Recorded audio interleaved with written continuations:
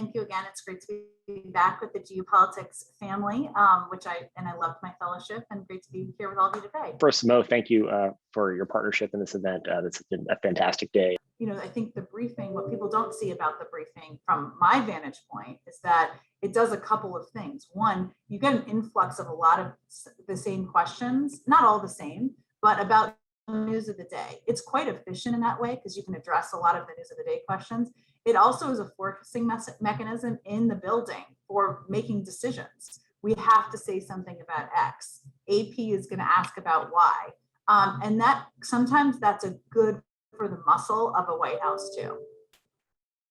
The briefing is just one part of the White House journalist's day. It's 45 minutes, an hour 15 tops, really, of a 10, 12-hour day.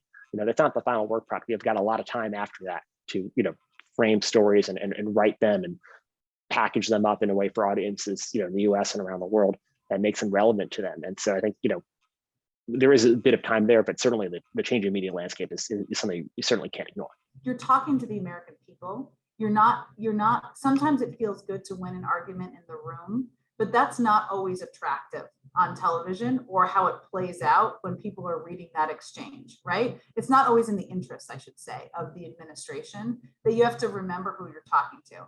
We write for everyone. And I want to make sure that my copy, my stories, are accessible to anyone on the ideological spectrum or whatever spectrum you want to use, that it is it's factual, but there are no sort of barriers for entry, and that's that and I think more and that's a challenge at times when there are people who broadly may not accept, don't want to necessarily accept certain facts for various reasons, and that's fine. That is their right, but that is a discussion that I think takes it maybe more broadly out of the media, the press, quote unquote. It's not our issue necessarily to fix alone. It is one that we as a society have to deal with.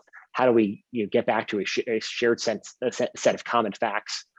It's allowed a White House to go around the press at times to communicate more directly. Technology has allowed White Houses to communicate more directly. To your point earlier, that the media is a tool to communicate. You now have a bigger toolbox. Our intention is to reach the American public and to reach them with information about our policies and what we're doing. We also think it's vitally important to work through the media, answer questions, work through tough stories, deal with difficult questions, or pitch stories that are about topics or things we're doing. Jen, that briefing room is very diverse, and that's good in many, many ways. But I think it's also, and the media ecosystem itself is so fragmented now, right? And long gone are the days where there were three big networks, and the AP, and that's who you had to communicate to, and then the debate started there, right? Like, it is a very polarized press ecosystem now. How do you navigate that in trying to communicate to the American people? First, you're absolutely right. And what is hard, I think, for people to disseminate when they're at home is it's not like the members of the press corps have labels on them, right? Or that would even mean anything to the public necessarily, right? But because we have a smaller group of people in the briefing room, which truthfully is hard for us too, right? We'd love to have a much bigger group and have people flowing in and out of the building, and we really want to get to that point. But it means that kind of every day in the briefing, there's one or two questions that are often good and interesting, but sometimes, not every day, they are from a particular point of view, right? Either it's from a particular advocacy type of point of view.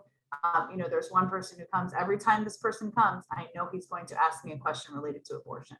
Is that because it's an issue in the news that day? No.